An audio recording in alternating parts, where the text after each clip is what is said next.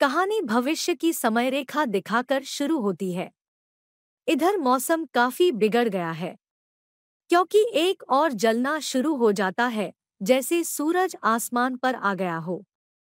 इससे जमीन पर रहने वाले लोगों का सामना एक नहीं बल्कि दो सूरज से हो रहा है।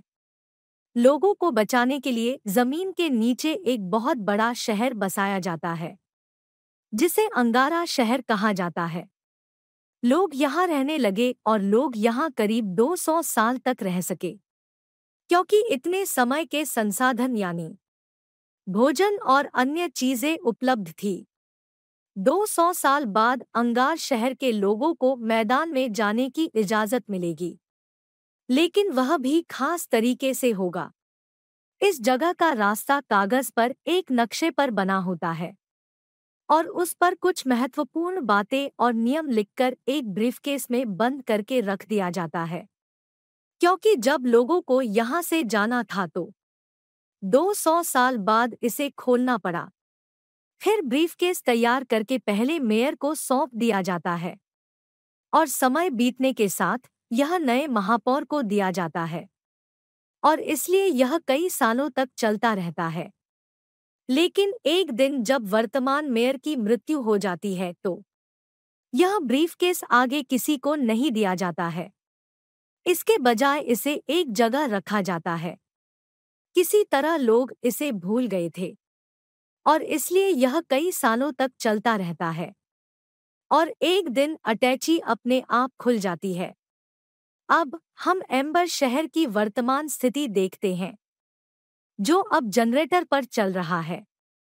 लेकिन दिक्कत यह है कि यह जनरेटर भी जल्द ही खराब होने वाला है। साथ ही खाने पीने का सामान भी तेजी से खत्म हो रहा है। एम्बर शहर में हमें एक स्कूल दिखाया जाता है, जहां सभी बच्चों की पढ़ाई पूरी होने पर एक पार्टी आयोजित की जाती है, जिसमें हर बच्चे को एक पेपर निकालना होता है। कागज पर सभी नौकरियों के बारे में लिखा था और बच्चा जो कागज निकालेगा उसे जिंदगी भर वही काम करना पड़ेगा। इसमें छोटे बड़े सभी तरह के काम शामिल थे और शामिल अधिकांश नौकरियां जनरेटर मैकेनिक की थी।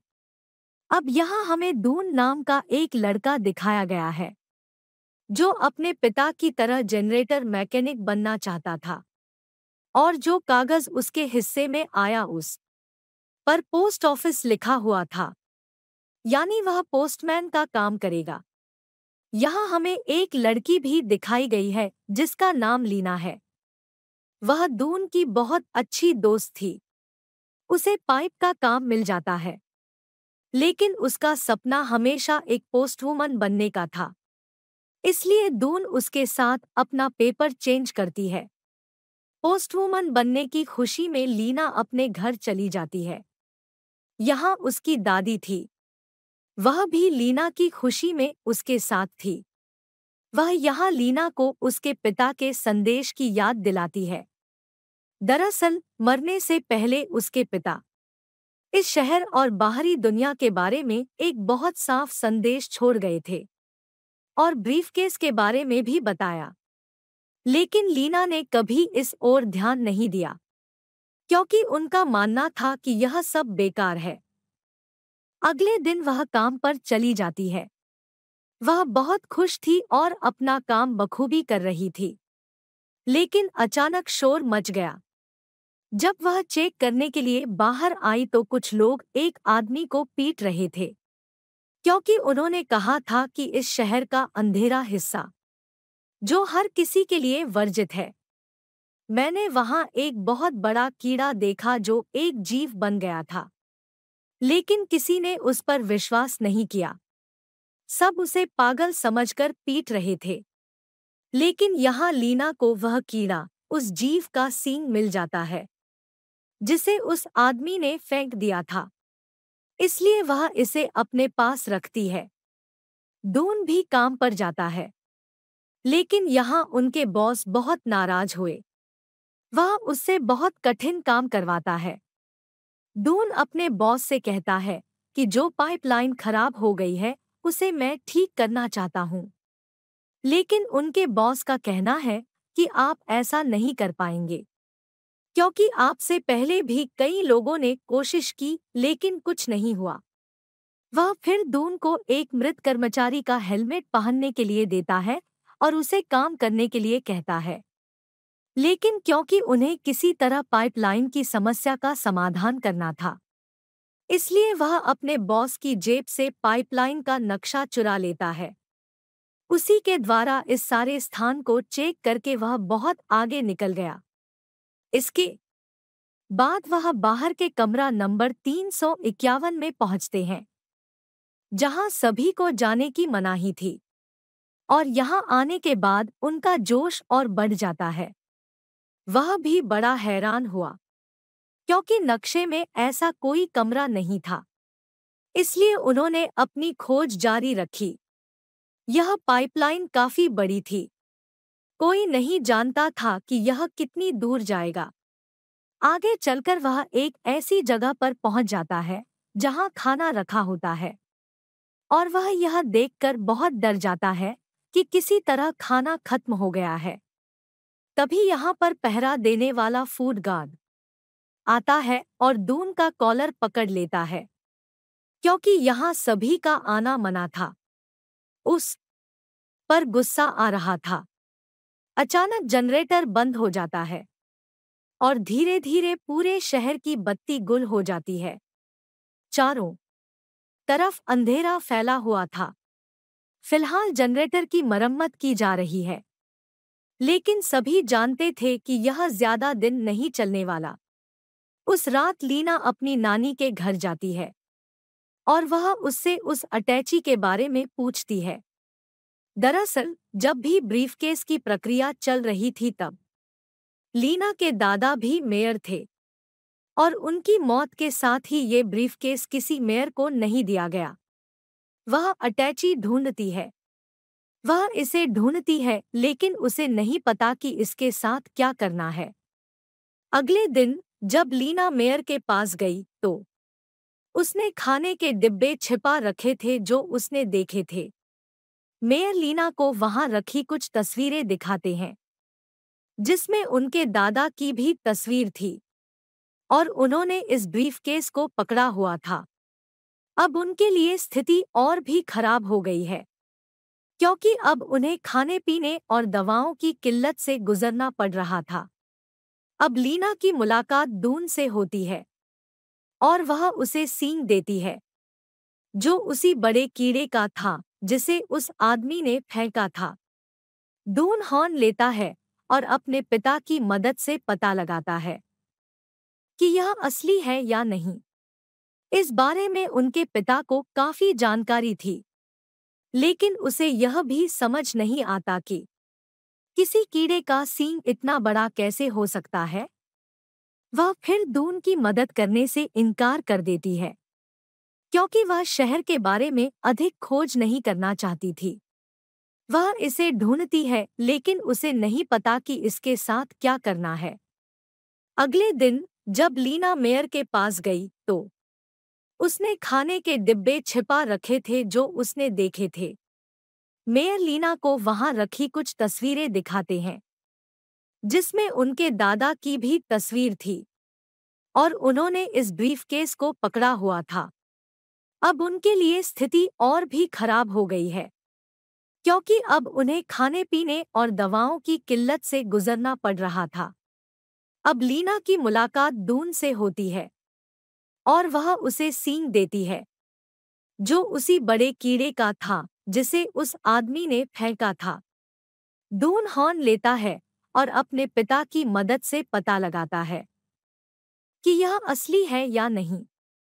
इस बारे में उनके पिता को काफी जानकारी थी, लेकिन उसे यह भी समझ नहीं आता कि किसी कीड़े का सींग इतना बड़ा कैसे हो सकता है। वह फिर दून की मदद करने से इनकार कर देती है, क्योंकि वह शहर के बारे में अधिक खोज नहीं करना चाहती थी, क्योंकि वह खाने का डिब्बा शहर में पहले ही खत्म हो चुका था, जिसका मतलब था कि लोगों से झूठ बोलकर इस खाने को कहीं छिपा दिया गया है। अब इससे पहले कि वे कुछ और जांच पाते, जीव उन पर हमला कर देता है, जो असल में वही कीड़ा था। और अब यह एक प्राणी बन गया था, लिहाजा अब उन्हें अपनी जान बचाने के लिए यहाँ से भागना पड़ रहा है। लीना दून के हेलमेट को देखती है, जिस पर लीना के पापा का नाम लिखा था। जब वह देखती और समझती है, मेरे पिताजी उसी पाइपलाइन पर काम करते थे, जो अब जीवित नहीं है, तो वह उसे याद करने लगती है। यह देखकर लीना अब अपनी मौसी के घर जाती है और अपने पिता की मृत्यु के बारे में पूछती है कि यह कैसे हो गया।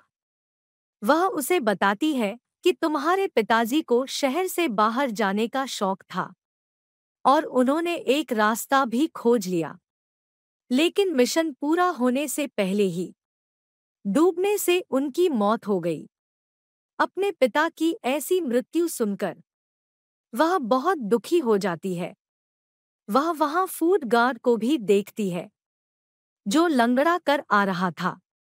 उसे देखकर लीना को वह रात याद आ जाती है और वह सीधे दून जाकर उसे सब कुछ बता देती है कि उस रात कोई और खाना नहीं चुरा रहा था।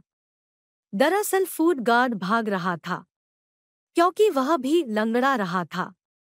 तो अब ये लोग कमरा नंबर 351 में चले जाते हैं, जहां आकर ये दंग रह गए, क्योंकि यह पूरा कमरा भोजन से भरा हुआ था, जिसे लालची मेयर ने अपने लिए जमा किया था। और यह भोजन इतना अधिक था कि जीवन भर चल सकता था। जबकि उनके लोग भूख से तड़प रहे थे, तो लोग वहां से भाग जाते हैं और लीना के घर चले जाते हैं। वे लीना के पिता की रिकॉर्डिंग सुनते हैं,